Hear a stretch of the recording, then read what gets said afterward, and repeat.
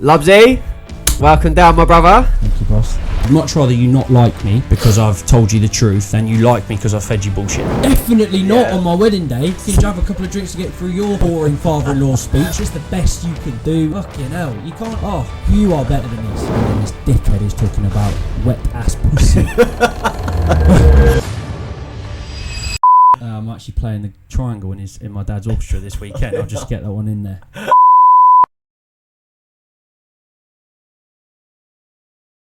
Lubsy, welcome down, my brother. Thank you, boss. This has been a long time coming. Finally got you in a hot seat, and obviously we've only just really become pals, social media friends. So I'm gonna get to work out who you are properly. I'm gonna definitely have a very positive perception after this. I definitely do have one now. So first of all, welcome to the podcast. I ask all my guests who was little Lubsy and who is big Lubsy. That's the person having an impact on the world today. Well, first of all, thanks for having me down. Really appreciate it. It's great to be here. So, could probably answer that question fairly straightforwardly, to be totally honest. Now, this is something it's certainly something I don't keep secret, but it's not something that I talk about a huge amount, particularly on my socials. You know what it's like. I'm just banging on about ice baths and sobriety and training and discipline and growing up and just generally not being a melt. But actually, the thing that has influenced little Lubsy into the Lubsy that I am today is my younger brother, who's 18 months younger than me, is severely autistic. And being so close in age, I haven't known life without him. And when you grow up witnessing someone navigate life with the hand that they've been given, you understand very early and very quickly that life is not to be fucked about with. And that if you are lucky enough to have been given the opportunity you've been given, that you have an obligation to make the most of it, because who's to say he wouldn't? You know, I'm only one genetic mutation away, or it was actually the MMR vaccine, which could rile some feathers, but that's just the fact of the matter. He wasn't, and then he had it, and then he was. That could have been me, and it's not. And that continuous and relentless perspective that situation gives me has shaped almost everything. And we were sort of talking off air, and you were I can't remember the context, but you know, what's the reaction to your previous stories or your past life like? And it may have sounded slightly arrogant, but I said, that I didn't really have a kind of disastrous past life that led me to turning everything around. Actually, this one constant bias meant that I was constantly thinking 2 or 3 steps ahead to make sure that I didn't have a fuck up, because who am I to not make the most of my opportunity? Who am I to not try my absolute best at almost everything? When there are one of the closest people in my life who can't, but as you can open that out to many more in many other different situations and scenarios where they're just through no fault of their own not in that situation. So obviously there are lots of bits between there, but the easiest way actually I could describe it is actually when you watch Comic Relief or you watch Sport Relief and you watch one of the clips that gets you going and to make you donate, and you watch it and you sit back and you go, fuck me, why am I such a dick? Why do I complain about such stupid shit when there's this stuff going on? And it does really make you sit up and think and have a long hard look at yourself. But the reality is you sleep on it, and after a day you've forgotten about it, and you're complaining that your fridge isn't big enough because and you want to put more food in it, or your fucking ski trip's been cancelled again. Do you know what I mean? It's like watching one of those twice a day, every day. and you just never. Don't get me wrong. It can be quite exhausting sometimes. Yeah. And it can be quite isolating because things that people complain about, I don't even consider to be things. And albeit that I view that perspective as a superpower, it is, like I say, it's quite isolating because not many people are fortunate enough to have had the experience I've had, but that's quite a difficult paradox to go into, because then you start asking the question, well, if you could do it all over again and you could make it so Ali wasn't autistic, would you? That's incredibly difficult, and who am I to say yes or no? All I know is that the person I am and the family we are have been shaped by this, and it wouldn't be, we and I wouldn't be who we are, and arguably wouldn't be having an impact on the world. How you are at least trying to. Yeah, definitely. What do you think his answer would be?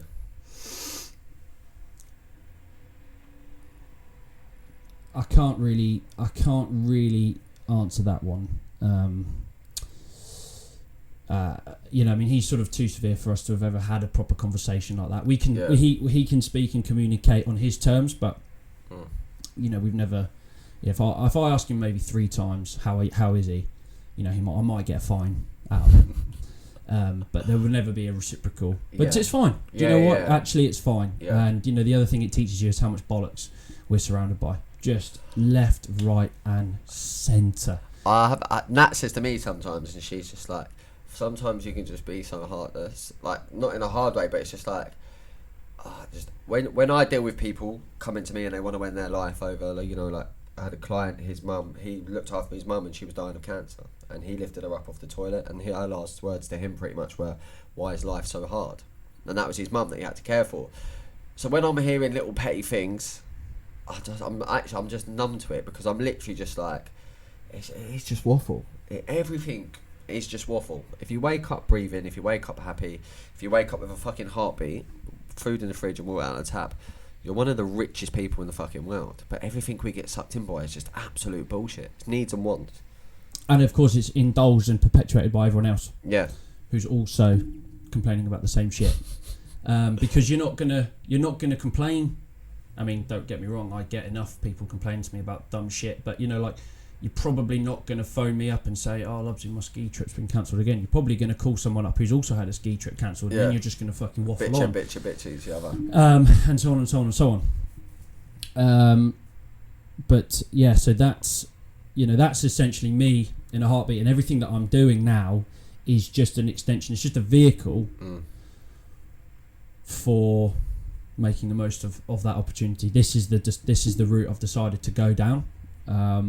The other half of this paradox, actually, I should say, is that my parents are professional classical musicians.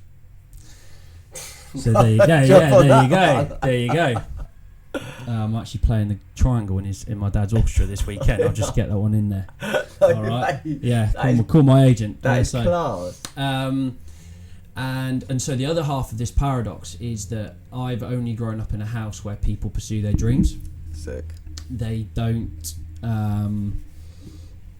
get institutionalized, and the lesson that I've taken from it is not to be a musician or whatever, albeit of course music is incredibly important and underratedly important, and if we taught kids more about music and less about maths, I think we'd have a lot more happiness floating around our youth. But actually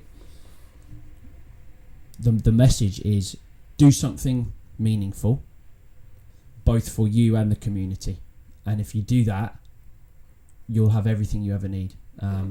Without going too deep into it, it's well known that there's not a huge amount of money in classical music because the world's very ignorant and it's just not as popular as fucking Nicki Minaj. Yeah, as if WAP got number 1 for 12 weeks. Oh, mate, it's all produced by the devil, mate. It really is. It's quite heartbreaking when I'm at these concerts and watching these musicians who are the best professionals that you'll ever see doing anything. Yeah. Playing literally thousands of notes in 1 hour and not playing a single one wrong. And no one knows who the fuck they are. And then this dickhead is talking about wet ass pussy. Illuminati. Yeah. It's tragic. But what it does is mean don't work for money. Yeah. Don't work for money. It will figure itself out. But that's not what you've been put here to do, and you are worth so much more. You can offer so much more, and please. I remember actually, it kind of summed it up well. When I was about 22, and I became a PT when I was 18, but when I was about 22, so I've been doing it for 4 years and actually doing really well. And I had a mate of mine through rugby actually, who was older than I was. So I, because I didn't go to uni, I basically skipped my, not generation, but my kind of circle. So when they went off to uni at 18, I started hanging out with lads who had come back from uni, 23, 24. So I always had older mates. And I had one who was about 30, and he was a sales rep for a pharmaceutical company. Actually, it was GSK who administered the MMR vaccine, so it was all a bit. Well, anyway, he offered me a job, 40k salary start with commission, company car, in one of the biggest pharmaceutical companies in the entire world. And I remember giving it some thought because I was young and I was a PT, and my dream at the time was to become a professional sportsman. And when you're 22 and you're not, you can basically guarantee that dream's gone. Was that in rugby? That was in rugby, but actually it shouldn't have been in rugby. It was just, that was the outlet I was doing it. I was one of them that just wanted to go to the Olympics, and I didn't give a fuck how. If you'd told me to put on 18 stone and you could have done sumo wrestling, I would have done it. Right, I was one of them. But I thought, well, my dream has gone now. The equivalent of becoming a musician has gone. Maybe I'll just do work for money. Maybe I'll just take him up on this. And I remember I told my mum, and she was horrified. Bearing in mind, actually, it's a phenomenal opportunity for a 22-year-old, particularly one who didn't go to university and didn't do very well in school. And most people would be like, "Well done, son. You're getting on the ladder. Yeah, that's great. You can work your way up. Yeah. And then you can get 40k a year, 10 years 40k a year. And then you can work yourself up, and then you can get a little hand job at the end of the year with a little, with a little bonus, and pizza on a Friday. She was horrified. Was she? Horrified. Sick. She's like, "You're not going to take it, are you?" And I was like, "Bloody hell. I thought you were going to be a bit more." She was like, "No. No. Who's that helping? Who are you helping with that?" Yes. Do you know what I mean? That has got to be one in a million mums that would say that. Totally. Unreal. Totally. And I don't like sitting back too often and being like, don't get me wrong, I look at my life and I'm almost crippled with guilt with how lucky I've been. Yeah. But actually what I've built isn't because of luck. However, there are some things that are luck, and my parents, but more importantly my parents' perspective on things, coupled with the situation with my brother, that is actually quite a lucky combination of things to then fuel what I think is a happy life. Amazing. Fucking hell. So the thing is, a lot of people learn about gratitude when they have something bad that happens to them in their life later down the line, but you've known it pretty much from day one. Is your brother younger than you? 18 months younger. So I don't know. I don't remember life. As soon as I could remember, he was there. Yeah. And it's actually, we could probably just talk about this the whole time, but I'm sure we'll end up talking about what I'm actually doing day to day. But actually, being the sibling of someone with autism is rarely talked about, and well, not rightly so. But the story of the parents is much more documented. But of course, that's because they've had to adjust. Yeah. And so the story is how they adjust and grieving for the loss of the child they thought they were going to have, and how they then organise their life around this massive bomb that's gone off, and learning about it, because it's fascinating. It is absolutely fascinating, and how you can and then how you can raise your other children who haven't got autism, and how can you stop them from resenting them because ultimately everything's compromised. And so that story is quite well documented. What's not very well documented, and I'll go on the record to say that I'm going to write a book on this. I'm not quite sure when. I've got a couple I want to write before that, but I want to document the role of, not the role of a sibling, but what it can do to someone when it's all you've known. I remember going to so Ali's thing is videos, DVDs and drawing. Yeah. If you asked him who the executive producer for Snow White and the Seven Dwarfs was, he'd say that. I was going to ask what's his thing that he's unreal with. Because every person with autism pretty much has their one thing. Majority of them, depends what type of autism it is. Yeah. Has that one. Because I've seen some people I saw some kiddie on, this is probably one of the bonus things about social media, he literally can look at, like Times New Roman. Yeah. And then he can write in that. And Amazing. Then he can there you go. Yeah. It's very niche. Yeah. And, I often say that actually autism isn't a disability, it's a disability within the world that we've created, which is a load of bollocks. If anything, you think about it, it's a fucking it's a superpower. It's an absolute superpower. It's a superpower. It's a superpower in every way. It's a superpower. What they're capable of is so superior to what we're capable of, but unfortunately it's in such a niche area that it doesn't get celebrated. But the superpower of the influence it can have on the people around. I'm telling you, if you have a problem with drink or drugs or just generally being a dickhead, spend 5 minutes with someone with autism. Yeah. The cleansing, the purification qualities that they have through saying nothing is absolutely extraordinary. I mean, they should be sent out en masse all over as just therapists. Just take them for a walk. Just be responsible then for half an hour.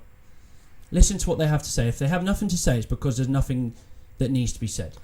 And I tell you, you're going to come away from that experience a significantly better person. Like, unrecognisable. I've seen kids in wheelchairs. I've seen kids with Down syndrome. I have to walk to Tesco Express pretty much every night, and it's down the road, and I have to walk past the graveyard. Every single time I just walk past that graveyard, and I've just got legs. I'm just like, fucking hell, like, it's just the gratitude. Like, I nearly start crying. And then the other day, I let myself down the day before. I didn't get amount of steps in, and I walked to work in the rain to punish myself, to be like, this is what it feels like to let down. And I'm walking along, and I'm like, not feeling sorry for myself. I'm like, I'm glad I'm doing this. And then I'm just thinking, like, there could be someone paralysed out there wishing that they could dance in the rain. So even though I've chose to do this, it's still a fucking blessing. Yeah. So I feel that massively. Yeah, I remember when I was before running the gym that we have now with the team and the different business that we run, and I was just a personal trainer, and I would sometimes have very hectic days, 6 a.m. till 10 p.m. PT, tennis coaching, then I'd go off to Henley College and do some rugby coaching, come back, more PT, couple of massage clients in the evening, whatever. And I'd be dead on my feet, and I'd think, fuck me, how lucky am I to be busy? Yeah. And what a game changer that is. Most people view a hard day at his work as like a ball ache. It's a blessing. But like, what an incredible thing to be needed so much, even if it's in the most bullshit sector. To be needed so much that you're now busy.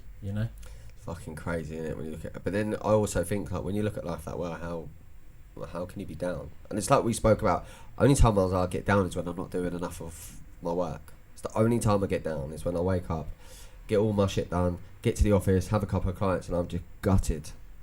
Like, I just don't have a full day of clients some days. Do you know what? It is the most beautiful paragraph to sum up life, and I can't quite remember it. One of the lines in it is, "The more I work, the more I live." Yeah. So on my phone, so I'll get it and read it. It is amazing. But he touches upon what you're just saying there. True joy in life comes from being used in life for a purpose considered by yourself as mighty. To be a force of nature instead of a feverish, selfish little clod of ailments and grievances, complaining that the world won't devote itself to making you happy. I'm of the opinion that my life belongs to the whole community, and while I live, it is my privilege to do for it whatever I can. I want to be thoroughly used up when I die, for the harder I work, the more I live. I rejoice in life for its own sake. Life is no brief candle to me. It's a sort of splendid torch that I've got hold of for the moment, and I want to make it burn as brightly as possible, as brightly as possible before handing it on to the next generation. Fucking hell.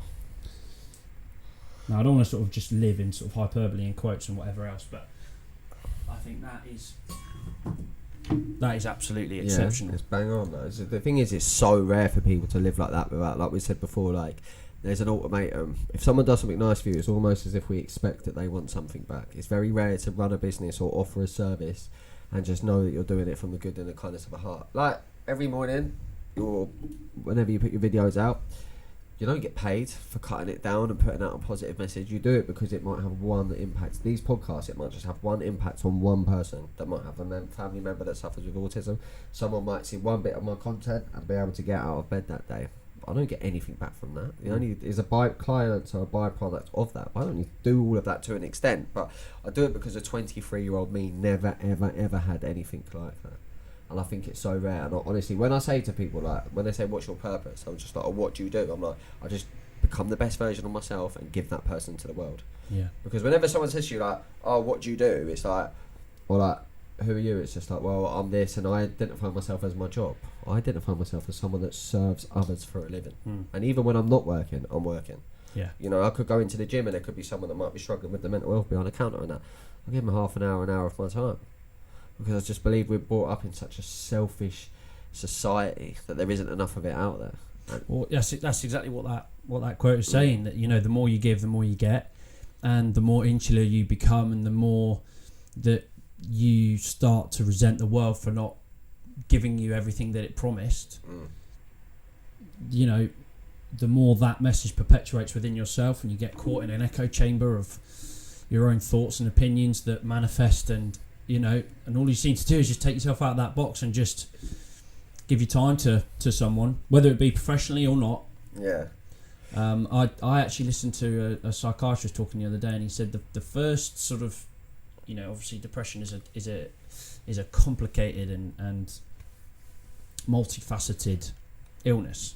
What's your opinion on it? What's my opinion on depression? My opinion is that depression is the same as cancer. So it's a real thing. However, I don't believe that we treat mental and physical illness in the same way. So we are, for example, physical health. Someone gets diagnosed with type 2 diabetes. They will monitor their glucose levels. They will take it very seriously, and everyone around them will help them to make sure that they do that, because they could pass it on. Yeah. Now, you can do all the right things, and you can do the things that we've touched upon. You can do everything that promotes a positive frame of mind. You can exercise. You can not drink. You can not take drugs. You can be surrounded, and you can still get depression. Yeah. However, it's a bit like if you get lung cancer but you smoked your whole life. It is a real thing, but actually there are so many things that you could have done to potentially prevent that from happening. And I think that we have a lot of diagnosis and a very little responsibility when it comes to mental health as opposed to physical health. Physical health, you get diagnosed with something, and you get diagnosed with cancer, you do your chemo. Very few people refuse that. Yeah. And it's hard and it's hideous, and you lose your hair and you vomit, but they do it because it's what's going to cure it. You get depression or anxiety, and lots of people just talk about it, and we're not as proactive as we are with physical health. We're very reactive right now. This is my situation. I've got to I hope it goes away. Now I appreciate that it's in the mind, and of course it's harder to get yourself off your ass to do something proactive about it, but I think just generally as a society we don't view them the same, and I think if we did, I say if we do, we're very much in the cure, not preventative mindset, aren't we? So we wait for something to go wrong and then we address it. But actually, is anyone ever going to address the fact that we have a mental health epidemic and our entire society is surrounded by alcohol? Are we ever going to talk about that? Or are we just going to... Or the fact we've just had a full lockdown. Or we're just going to, leave it alone. That was kind of out of our control, and that was a... But there's still alcohol being sold, man. Exactly, that's what I mean. Just like, are we... You're still weird if you get up early in the morning to train. It's not congratulated. Are we going to talk about this? Like if everyone was walking around with the shits and you were having raw chicken for dinner, everyone would be like, well, it's because you eat raw chicken, you fucking dickhead. Yeah. But, everyone's on the beers, smashing the packet, not exercising, not spending enough outside, not spending enough time around good people, not spending enough time doing, giving or doing positive things. And then we wonder why we have such an epidemic. But I'm glad you just said that. You know, I don't think it's not a thing. I know some people think it's not a thing. I'm not that at all. Yeah. But I do think there's depression, and then there's I've kicked myself in the balls and I feel bad for it. That's different. You know, like you can get a mental cold, you can get a physical cold, you can also get a very, very serious illness. But the problem in the mental world is it all kind of gets ramped up into this one word. Yeah. And then that's that. I think it's caused as well. Too many people surrender too easy because it's easy to just shut off and hide away from the world. But if they put in so much effort into wishing about having a better life, like all it takes is one single thought to change your whole day. And when people say to me about like the time that I wake up in the morning, I just think to myself like, that is the reason why your mindset is going to say exactly where it is. Because you're too scared to change or even do anything that's a little bit outside of your comfort zone past fucking 8 o'clock in the morning. Yeah, I mean, I think about this often because, you know, I think we have much more autonomy over our entire lives in terms of the way we think, what we're able to do, how we're able to feel than we think we do, and that actually your life and your health and your happiness is your responsibility, and if you can take responsibility, you can take control for most of it. The other side of that coin is how did you come to that conclusion, and how did Joe Bloggs over there not? And the only bit for me is like, it can't just be the fact that one day you just went, fuck me, Brad, I need to sort myself out, and they're not. There must be some block. Do you know what I mean? There's got to be. There is one small factor in this situation that potentially isn't in their control, and it could just be for the fact that they can't take responsibility. Well, why can they not take responsibility? Were they fed bullshit their whole life? You know, we don't know what their situation was growing up. You know what I mean? So it's like it's a very tricky one. But this is why we're not sorting it, because and this is why they're viewed differently, because physical health is really simple. You've got type 2 diabetes, mate. Mental health is not that simple, unfortunately, but I do think we can do a lot more to help ourselves. Like things like this. It's mad. You want to get in shape, you eat the right foods, you exercise, but if you want to get rid of your depression or even go nowhere near it, it's about what we consume in our brain as well, and what we do on a daily basis. Take sacrifices. Everything is a sacrifice. Sacrifice fucking scrolling through social media, looking at absolute waffle, to actually picking up a book and learning why your brain is your brain. It's crazy. It's fucking mad. And it is simple.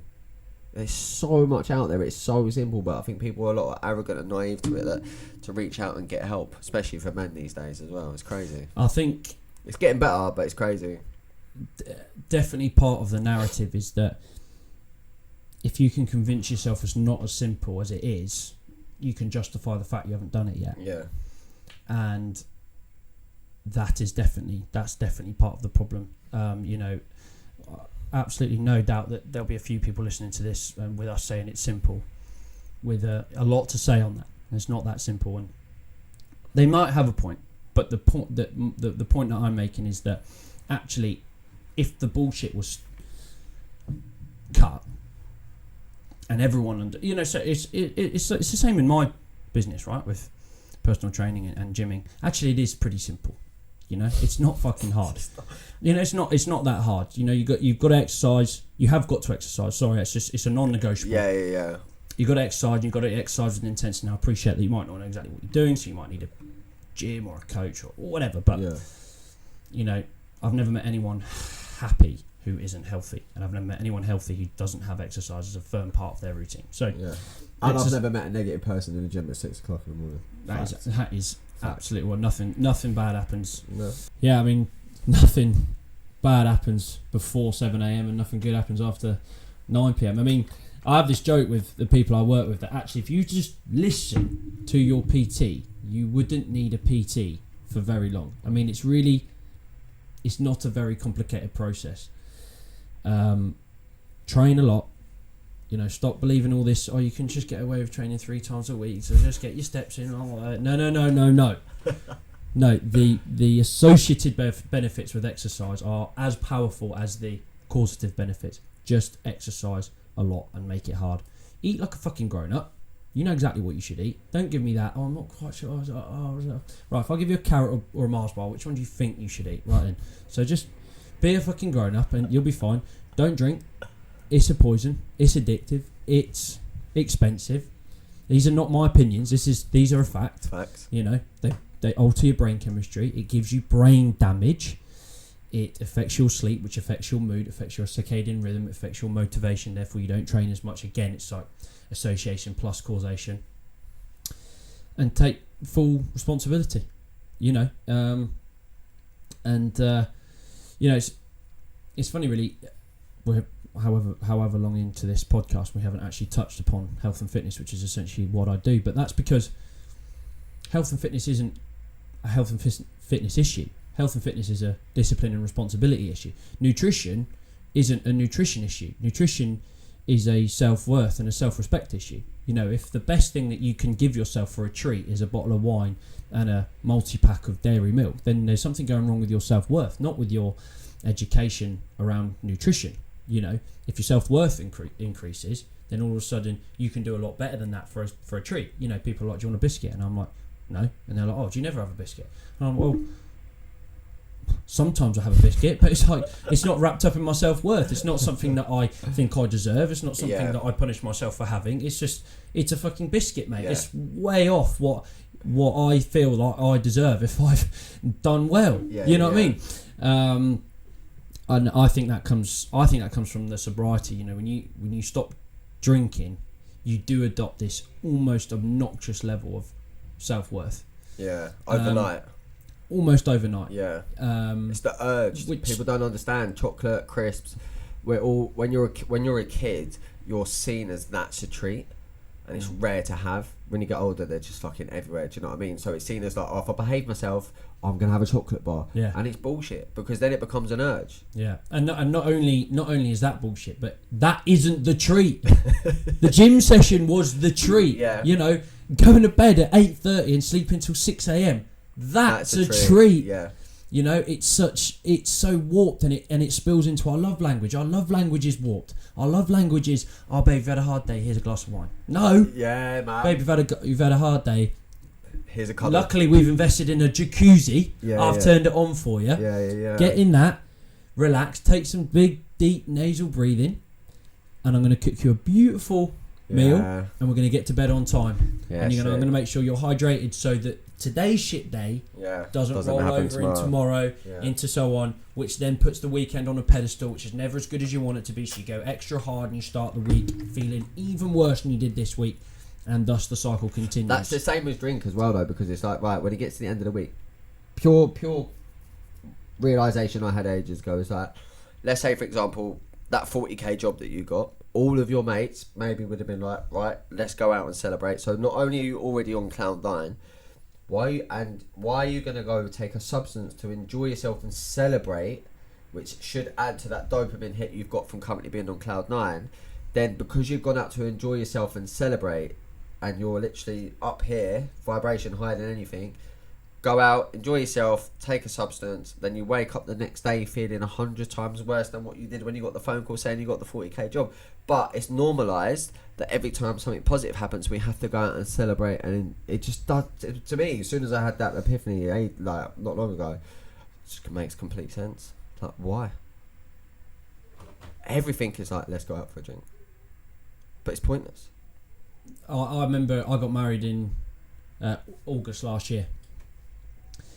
And I remember so many people saying, well, surely you'll have a drink on your wedding day. And I was like, no, definitely not on my wedding day. Of all the days not to drink, of all the days to be absolutely present, to be able to absorb every moment at its purest, it'll be my wedding day. I might drink at your wedding day. Yeah, fine. I might fucking have a couple of drinks to get through your boring father-in-law speech or whatever, but fucking not mine, mate. Absolutely no chance. You know, I'm too blessed. I don't want to dampen what I get to experience. I don't want to put, you know, I'm living in Ultra HD. I don't want to put black and white on it. 100%. You know? Why did you have a bit of a relationship with drink? 2015, got a real bad knee injury, and my life as I knew it had been taken away. The surgeon was like, this is what you would call a career ender. I did my ACL, which is pretty standard, but I also sheared some articular cartilage off the end of my femur, which is like your bone on bone cartilage, and that's the sort of shit that leads you to need a fucking knee op, you know, when you're like 40, a knee replacement, sorry, when you're 40. So I needed 2 knee ops. First one was non-weight bearing for 6 weeks. I couldn't walk for 6 weeks. Then I had an ACL reconstruction, which is, you know, unbelievably invasive as it was. So I didn't really walk for like 3 months. I was living alone, single, you know, and for the first time I wanted to just escape the reality I was in. You know, it's just like getting up and just little things like waking up in the morning early and hopping to the bathroom to brush your teeth. It's not what you want. Or making a cup of tea in the kitchen and realising, oh fuck, I'm gonna have to drink this here because I can't get it to the sofa. And I was still, you know, involved in the rugby world. I just wasn't playing. So it's a very drinking culture as well. Well, you know, people, it is, but actually, if you look at any environment, it's a very drinking culture. Yeah, like you name any profession, any, you know, any social group, any sport, anything. That's because you know, it's just a microcosm of society. It just is. We just do have a massive drinking culture. But all I was doing was I was just going on the piss like everyone else. Yeah. You know, maybe Friday and Saturday. And it was just really what it was I live in a relatively small town and I'm a PT. And to be honest, even when I was 18 and I was drinking and doing what you do, I was thinking even then, this is a fucking daft way to spend your free time and your hard-earned cash. This really is. Like every now and then, even pissed, I would like take a step back of me in a club and be like, fuck, this is really weird that humanity has like peaked at this. This is what we do with. Can't wait to go for a drink when I'm 18. You know what I mean? Oh, so but you know, I just went along with it. Yeah. So I was already thinking quite early on that I'm not sure if this is all good, and then coupled with the fact that I was supposed to be a personal trainer, which is essentially what I believe should be an ambassador for health and fitness. Yeah. Health and fitness, not fucking fat loss, not calorie counting, not aesthetics, health and fitness. And there is absolutely nothing healthy about alcohol, and so the two don't go together. You know, the job description of a PT is pretty fucking small. Help people be health and fitness, healthier and fitter. So why alcohol's anywhere near that conversation, I have no idea. We'll actually do have an idea. We'll go on to it. But it was just starting to conflict with me, and I didn't want to be that pisshead PT that people sort of knew about. See me coming out Magoo's on a Friday and being like, oh, you're PT, and you know, some people on the surface might be like, oh, lad, you're like one of us, but actually people are going, you're a fucking melt. Yeah. So January 1st 2016, shaved my hair off, which looked terrible, so I got a little pencil head, which I'm dreading if I go bald, it's not going to look good, and said, right, I'm not going to drink for 6 months. And life got so unrecognisably exponentially better that after 6 months I said, right, I'm going to do this for the full year, but I'm pretty sure this is me now. And actually it just fitted.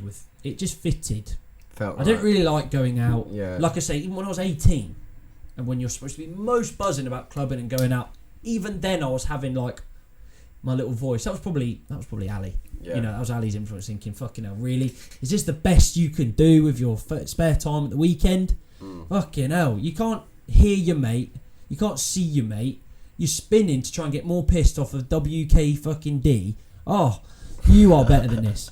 So it just fitted with me, and then it fitted with my life, fitted with my profession. Yeah. It fitted with my morals. But I kept it kind of under wraps for a while because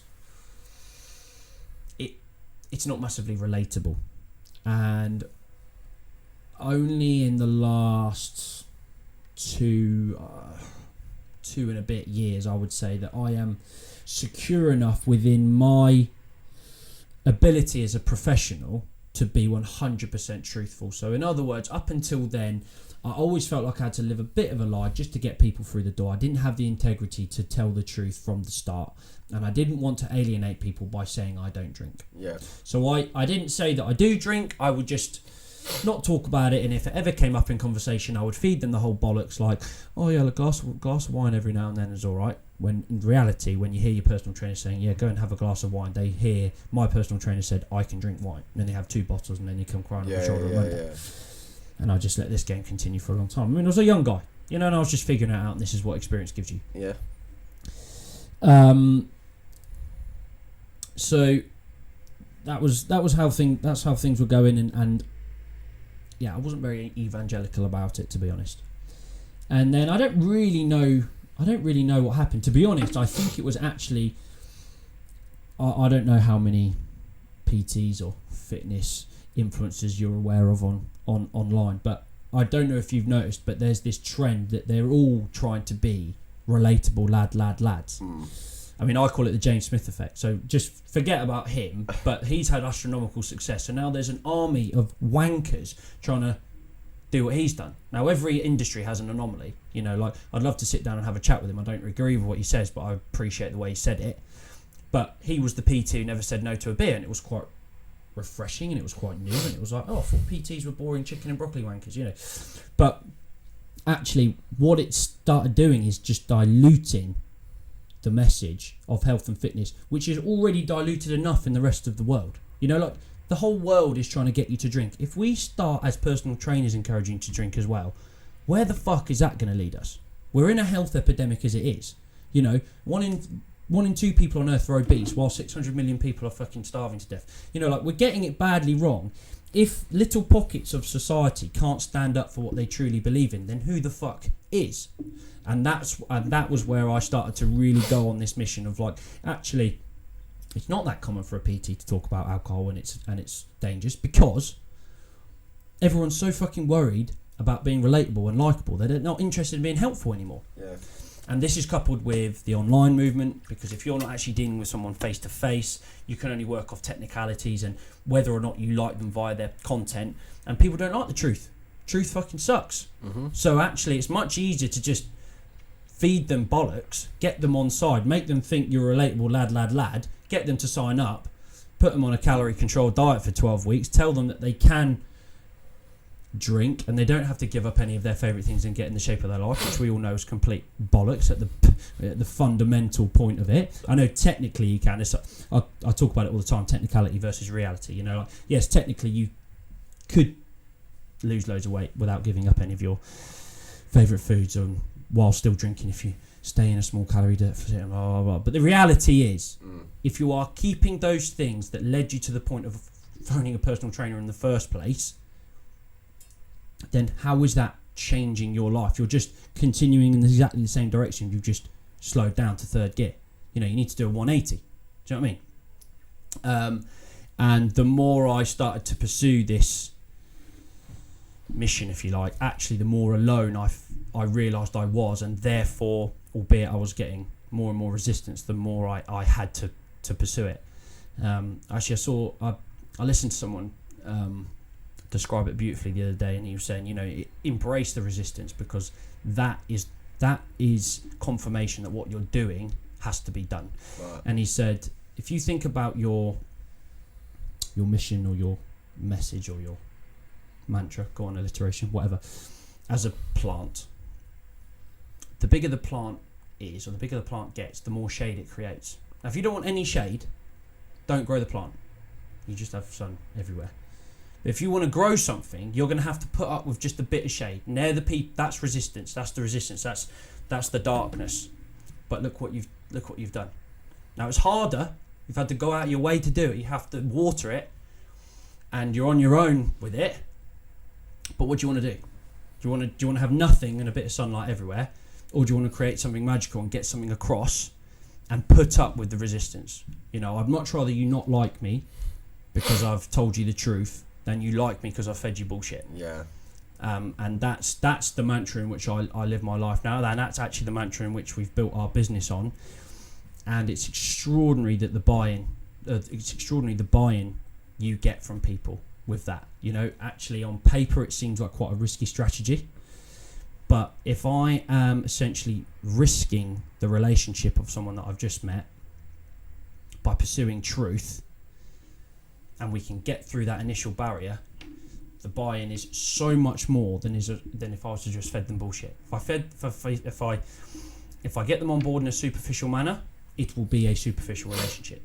If I am so hell-bent on helping you to the point where I might even upset you at start because it may conflict with some of your values,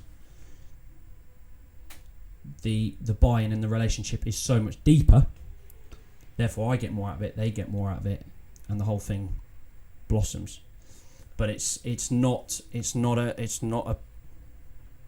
journey many are going down. One, because like I say already, they're online, and if you want to be a successful online coach, whatever you do, don't tell the actual truth. You can tell the bollocks superficial truth about calories in, calories out, but don't talk about actual truth about alcohol and discipline and responsibility. Because one, you can't sell that.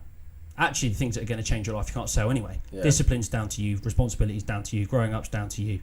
I can't make you get out of bed or sit in an ice bath or anything like that. I can make you follow a calorie control diet. I can give you a protein target. I can give you a 6-week challenge, or a 6-week program that includes progressive overload and a deload week.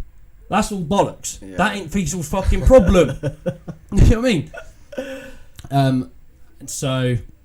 And this is why I'm very grateful to people like you that invite me on your shows, because I feel like this message needs to get across, and I feel like it's not getting across. And I feel like actually the industry is on a bit of I think some people would think that it's actually getting better because there are less people trying to sell skinny teas, but every Tom, Dick and Harry now calls himself a fat loss coach or fat loss specialist, which is like brilliant. Well done, you understand calories in, calories out. That's primary school math. Yeah. Well done. And everyone likes to call themselves, I'm cutting through the bullshit of the fitness industry. But actually, we're just creating new bullshit. How have we gotten to the point where step one is track your food? No, step one is building a positive relationship with exercise. Fill that bucket up, see what it spills into. How have we gotten to the point where genuine fitness advice is don't drink beer, drink vodka, it's got less calories? How have we gotten to that point? How have we gotten to that that's actually point? So true. It's just like if you're going to go out, just drink gin or vodka instead. Right, surely, right. If you want to go out, right, and I genuinely mean this for advice. If you want to go out and you want to drink, right, the only good thing about that is drinking what you want to drink in that moment, giving in to that momentary bliss. You put your inner bitch aside and you say, sorry, I'm going to fuck myself up tonight, but do you know what? I fancy I'm going to enjoy myself doing it. Whatever it is. Yeah. Obviously it's all bollocks and it's going to come crashing down tomorrow, but surely the only good thing about this part right here is giving in to that indulgence, that momentary bliss, and having the beer that you wanted. What is the point in going on a night out and being bogged down and so consumed with the calories you're consuming so that you don't actually drink what you want to drink? You're still drinking, you're still out, you're still affecting your brain chemistry, and you're still going to be hungover tomorrow, and you didn't even fucking do what you wanted to do.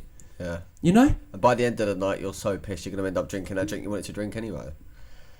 This is what I mean. This is what I mean about the real reality. Good luck to you. You swap beer for gin and tonics. After 3, you'll have your trousers down by your ankles and doing Jaeger bombs. Yeah. Do you not know how alcohol affects the brain? Yeah. Crazy. It's an inhibitor. What's the word? Uninhibitor, disinhibitor, whatever. Inhibitor. So whatever idea that you had at the start of the night fucks off after 4 drinks. Yeah. So honestly, if you want to have a night out, just fucking give in. As soon as you open that bottle of whatever, you've gone fuck it to your health for the night. So you may as well just give into it and enjoy the process. There's all this how to build a low-calorie Domino's, the low-calorie McDonald's options. The only good thing about having a Domino's pizza or a Big Mac meal is the first few bites, isn't it? Then the guilt. Yeah, if you want, well, it's not even guilt. It's not. It's a shame. It's not even. But it's just like you feel like toilet. It's not food. So it sits in you, and 5 minutes later you feel like fucking death. But the best thing about a Big Mac is the first few mouthfuls. Yeah. It's absolutely delicious. But then it starts fucking rotting you away from the inside out, and then you're like, oh, this is grim. Which is going to happen whether you have the Big Mac or whether you have the lower calorie option. So if you want to have a McDonald's, bruv, just go and fucking have one and get back on the wagon tomorrow. Or really what you should do is realise that it ain't a fucking treat. Yeah. You know, if you're using that as a treat, then this is where... I went to the rugby the other day and the only food that they had there was like sausage roll, onion rings and a burger. So Natalie's absolutely starving. So she gets all three. And I'm sat there and I'm eating it, and literally within not even 5 minutes, I'm like, babe, my stomach is absolutely... It feels like acid has just dropped into your stomach. Well, it basically has, hasn't it? Yeah, it's fucking... Oh, mate, and I said to her, I was like, never again. Never, ever, ever again. Horrible, man. But you see what I'm getting at. 100%. You know, you can look at it. You can look at it on the surface, and you look at the calories, and you can look at the protein, and you look at the technicalities, or you can just go just one bit deeper, one step deeper. And again, I think this all boils back to how this conversation started with Ali. And I'm sorry, but I just can't experience that and then take what I'm doing now as deep as fat loss, as deep as calories in, calories out. As far as how you look, I'm gonna have to go deeper than this. Sorry. I might be overstepping the mark. You might just say, just teach people how to keep their back straight on a kettlebell swing, but there's so much more to this than what we are addressing. But people are too scared to, because it's alienating, and particularly in the online world, it requires a lot of numbers. Yeah, it's a numbers game. Mm-hmm. So you get 200,000 followers, it's going to be a lot easier to do it. Than if you 100%. Have 5,000. Yeah. And this is why you just see the same content just regurgitated over and over again. Here's my new high protein Aldi pudding. You know. Yeah, well done. Yeah, go on. You fucking smash them, boy. Yeah, that's the problem. Oh, childhood obesity. You ain't got enough protein in our fucking puddings. Oh, fuck it. Thank God you came along. Oh, and then just put a Loftus biscuit. Yeah, because they're only 20 calories. Oh, brilliant. Yeah, that's fucking great, that. You know, calorie counting is freedom, because if you track your calories all day and it turns out you have 300 left over at the end, you can fill them up with whatever you want. No, you fuckwit. You're such a slave to food that you have tracked everything that you've consumed that entire day just so you can have 300 calories of momentary bliss that is perpetuating your slavery to food. Yeah, that's if you just remove that slavery, you just take some responsibility and get some discipline. That food is no longer in control of you, and you walk past the biscuit aisle, and you go, all right, and you just carry on walking, and you can't hear them saying, "Oh, buy me," and a little inner bitch going, "Oh, put a couple in." What do you fucking think you're going to do with those biscuits when you buy them? Just look at them. Eat one at a time. No, you're going to smash them. Yeah, we're all huge. You know, we're all. There's no discipline. You fucked it when you bought it. Your discipline is you ain't having just one biscuit. You fucked it when you bought it, not when you opened it. The ice baths. Where did that start? How did it start? Do you know what? I'd like to get that out there that I've actually been doing this long before it was cool. But where it started, do you know what? I would love to be able to put my finger on it. I've touched upon earlier that I, after leaving school, essentially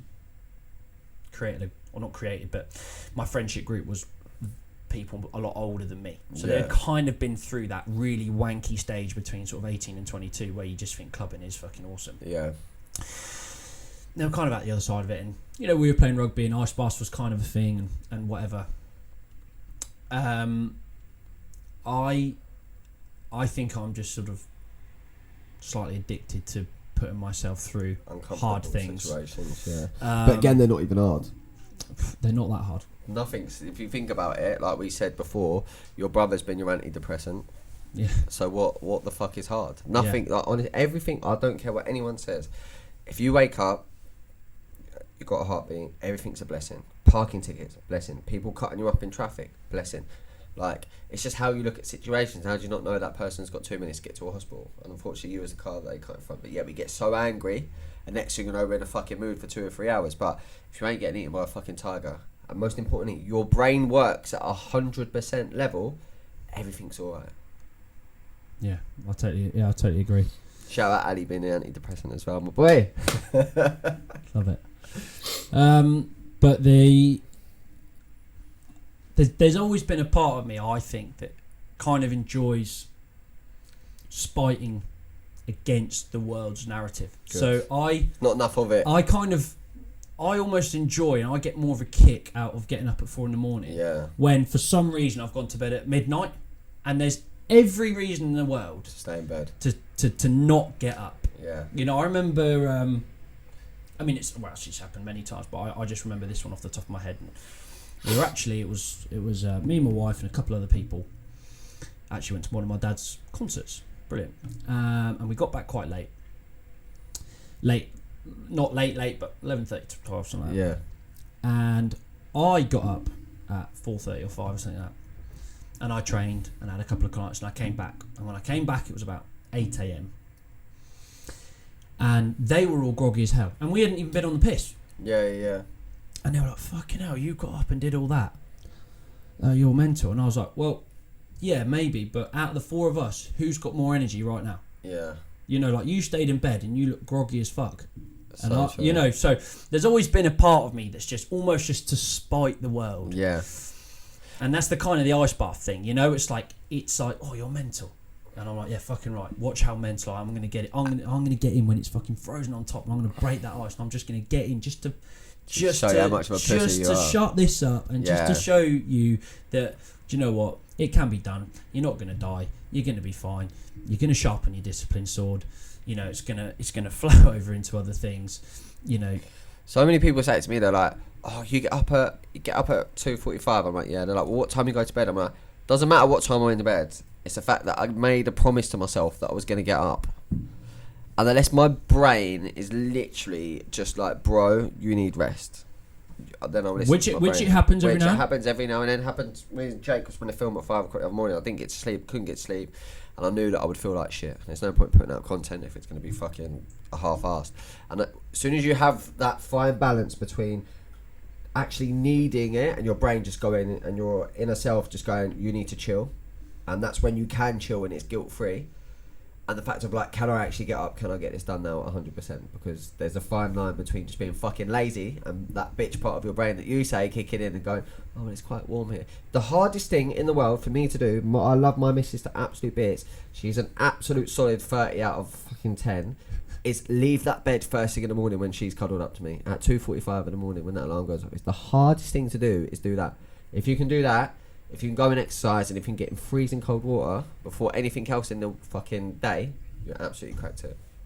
Yeah, and actually, what you were touching upon then is actually the beauty of this process is you actually do find out when enough is enough and where your limits are. And I truly believe that's what your younger years are for. Yeah, they're not to be pissed away. No. You know, lots of people say, oh, your 20s are your best years of your life, you know, make sure you enjoy them. And actually, the people who say that are the ones who piss them up the wall and spend the rest of their lives paying for it. Yeah, panic at 28, 29 that they don't know what to do. That was me. Or even, but later. Yeah. Later, sort of 35, 34, or whatever. It doesn't matter what age, but the point is, actually, your younger years when you have your most energy, your most vibrancy, your most ambition, and your least responsibility, that's when you find out your limitations. And when you find them out, then it's much easier to make calls on what is too much and what isn't, and therefore you start to explore more and more things. But you know, the ice bath thing can be as simple as that. If I can get myself into ice cold water when no one is telling me to, on a freezing cold day, I'm pretty sure I can do anything. And you know, I actually just did a post because the scientific literature now is actually coming out and saying that ice baths are suboptimal for physical recovery because they inhibit the body's natural inflammatory response to trauma, which elicits adaptation. In fact, the guy who donned rest ice compression elevation has come out in public and said that was bollocks. So you could actually say that the number one reason for ice bathing has now gone. So why would you do it? Well, it's the mental thing. All the other associated benefits far outweigh that potential. Yeah. You know, and that's an important, whether it be ice baths or something else, you know, this whole association versus causation thing, that's an important paradigm, I should say, to consider. Because, you know, you could say, well, you need your 8 hours sleep. And yes, overall you do need your 8 hours sleep. But, you know, for that one night where you're going to bed at midnight and you're getting up at 4 to do something that's productive, that's important to you, actually, that keeps your momentum going, and the associated benefits with getting up and doing something positive far outweighs that one night of poor sleep. Yeah. You know, it keeps that. You know, momentum is such an underrated word in life. Momentum is so important. We know about it in sport. We know about it in all these other things, but we don't talk about it in life. Yeah. You know, and this and So and I say this all alcohol the is the time. number one Yeah. momentum killer. It doesn't matter how good your week is. If you go on the piss, you're starting again on Yeah. Monday. So it's so true. It's just like people wonder. Like people are like, how do I fall in love with myself? I'm like, okay, scientific formula. So you're gonna do something. You do it. You keep that promise to yourself. You don't break that promises, which creates a discipline. You do it again. You do it again. You do it again, which is the consistency, which builds momentum. And then you're just going through life, And keeping belief. promises to yourself. The self-belief kicks in, the confidence kicks in, and there is your self-love and self-worth. Yeah. But every single time you break a promise to yourself, you're letting yourself down. Every single time. I'm going to call that person back, and you don't do it. Break a promise to yourself. I'm going to go to the gym. Don't do it. Break a promise to yourself. I'll start dieting on Monday, or I'll start it again on Monday. Breaking promises to yourself. Every single time you do that, you are telling yourself subconsciously you are not worthy of becoming the person that you aspire to be. And all it takes is a day. Tick that box off. Another day, another day, another day. No drinking, no drugs, no nothing. Wake up Sunday, wake up Monday. Job done. And it's so funny, if someone treated us the way we were treating us, Yeah. we'd bin them off. Yeah. It'd be so clear. They're a shit friend. Yeah. They keep telling us they're gonna. They keep telling us they're gonna come to the gym with us. Yeah. They keep telling us. They keep. Like, you know what? Fuck them. Yeah, 100%. And it's so, you know. They've let me down 7 Yeah. times this week, but then when we do it to ourselves, we think it's alright, but no. Yeah. Well, we don't even notice it. That's why we're programming our subconscious that we're no good and we're not worthy in life. Because that's it. We're letting ourselves down. And this is why I, despite the fact that I'm a personal trainer and a gym owner, I very rarely talk about health and fitness because they're in a health and fitness problem. It's a self-worth problem, and I truly believe that exercise can actually flip that. Yeah. And that's where I come in. But in terms of addressing the problem with, you know, MyFitnessPal, you are just, you know, you're plastering over a bullet wound. You really are. Creating another sense of letting yourself down if everything isn't perfect. I had it. When I first started journaling, I was like, I have to do this in the morning. And when I didn't do it, and it gets to the evening, and sometimes it does just feel forced, and there's too much pressure that you're actually forgetting the reason why you're doing this is to create a better relationship with food, a better relationship with health, a better relationship with your mental health. It can sometimes mask actually the reason why you started in the first place, and you know, it's like it's the Zumba version of helping yourself. You know, like you can think that that's doing something, and don't get me wrong, it's doing more than not going to a Zumba class, but you know full well that it's basically doing fuck all, and you'll just dance around like a bit of a dick for an hour, and actually there's probably something better you could do with your time, you know. Have you seen them fitness videos of people on the bikes now dancing? I've seen bikes. one or two of them. I've seen one or two of them. Yeah, I've seen one or two of them. So you know, thoughts on good. that? Anything for an good hour. on you, but I'm not going to indulge you in it, and you know, so I'm very well. Like I say, I'm blessed. I'm lucky. I'm fortunate, but actually, the position I've got myself into isn't because of luck, but I do feel very fortunate that I get to work with the people I get to work with, that I believe built enough experience and knowledge to really significantly help these people on a daily basis, and get a lot deeper than just building bigger biceps or losing some body fat, and really starting to affect lives or affect lives that then transcend themselves, you know, outside of the gym. And I'm very thankful, and you know, I'm very thankful that I get to do that. And I very rarely sit back and indulge myself in pride or whatever like that. But I would say that is something that I look at and go, that's great, because you know, there are much easier ways to make a living. Even as a personal trainer, there are way more messages I could be giving out that could potentially be more lucrative, but you're staying true, you know, stand for anything, stand for nothing, stand for something, fall for anything, right? I'm very proud of what I stand for, and I'm proud that I stand by it despite its resistance. And the proof's in the pudding. The space that we have in Henley is a special one, I think that we're going to continue to do great things, and I think that in not too long a time we are going to be one of the industry leaders. We are playing a different game now. Whether we change the whole game, I don't know, but we are certainly playing a different game to almost everyone. We don't do 6-week challenges. We don't talk about fat loss. We don't even promise results. Sick. We only do a stone in a week. Yeah, we don't indulge people in that. Yeah.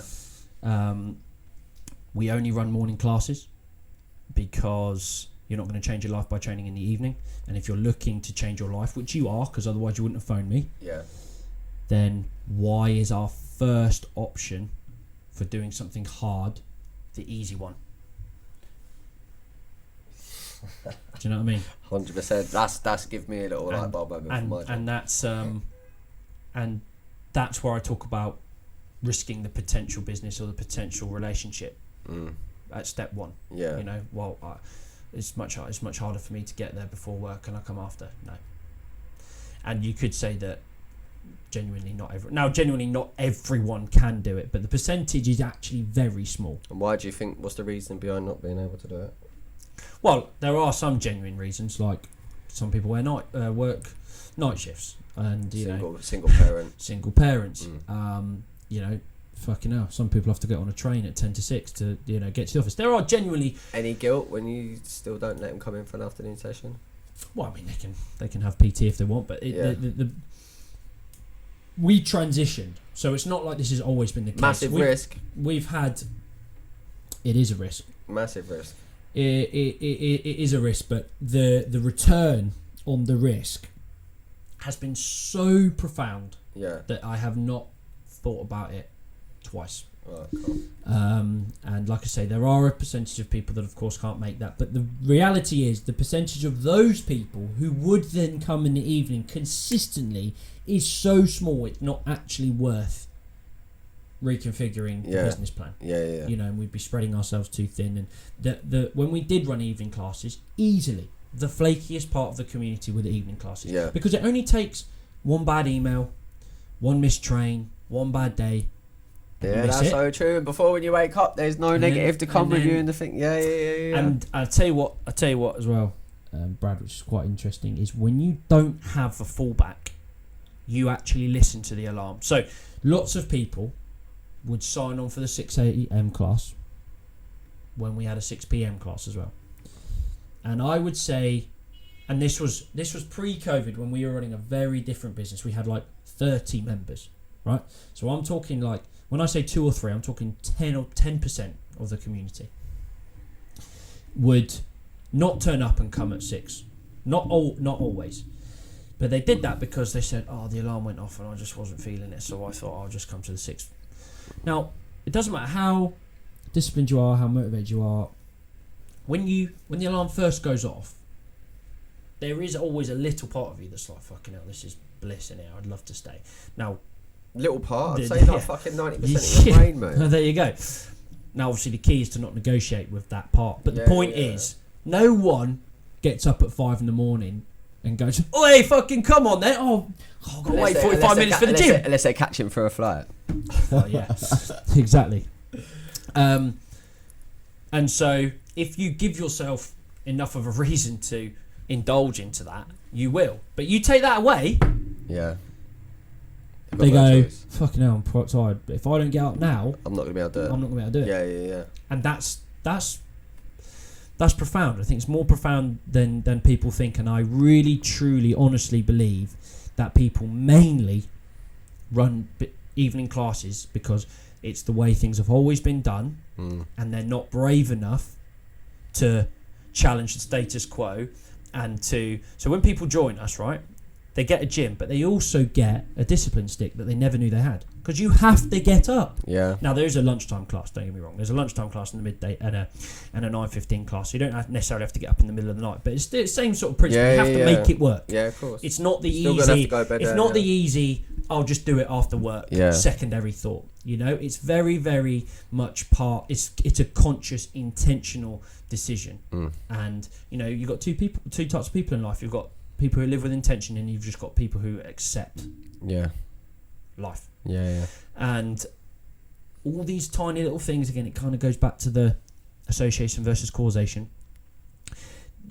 Getting up early to train is so much more than just training. You know, if you start the day with something as positive as that, you are not going to go to Greg's for lunch. Yeah. You're going to be too fucked at 8:30 to watch another episode of an hour. Yeah. You're going to go to bed. Fact. So now your circadian rhythms clicked into gear. Yeah. If you are putting in that much effort to wake up early to train, your diet is inevitably, unless you are some kind of fuckwit and who goes out of their way to continue eating poorly, your decision making is inevitably going to improve. Now, it might not improve to the point where everyone just walks around looking shredded, but that's not what we want anyway. There's more to life than that, and that is not what we're doing.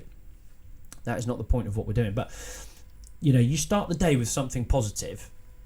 You fill up that bucket early doors. It fills into a whole heap of other shit. It improves your, it gives you patience.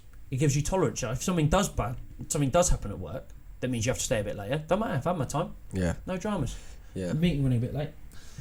Bit annoying. I have to get the next train, but it is what it is. I've had my time. You know what I mean? Got a shitty email. No That's dramas. what I was saying earlier. It was just like, doesn't matter what clients I have, that it means that when it gets to the evening, when I do have a child, I'm not going to have to worry about not being able to pick him up from school because I've done all of my gym.